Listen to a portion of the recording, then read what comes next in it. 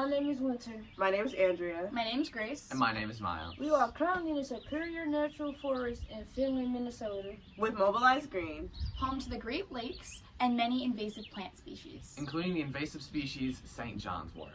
what is an invasive species and what is St. John's wort? Native species that harm animals, plants, and the environment at large. They compete with natives and often lack predators in the area. What is St. John's wort? It's an upright perennial herb with 5 bright yellow petals and many stamens coming out of the center of the flower. To learn more about the St. John's wort, we are doing an interview with Ruby, a special botanist right from here in Minnesota. Hi everyone, my name is Ruby and I am one of the resource assistant interns for the U.S. Forest Service this year. Currently I'm a wildlife and botany intern on the forest helping with Mobilize Green.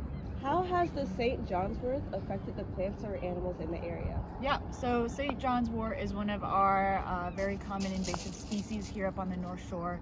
The biggest way that it's affecting our plant populations is that it's a generalist species, so it'll grow in super sunny areas, but it really doesn't matter the soil conditions too much.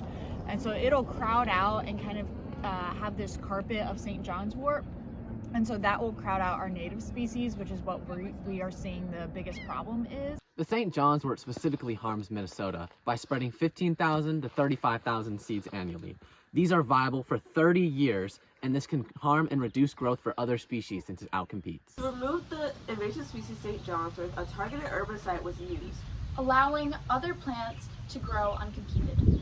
While the St. John wort is one invasive plant to look out for, there are also multiple invasive plants you should look out for. Along with that, in your home state, there are numerous invasive species which you should be researching to pick and help the community grow on its own. We hope you have a nice day and learn a lot from these videos. Thank you, Mobilize Green!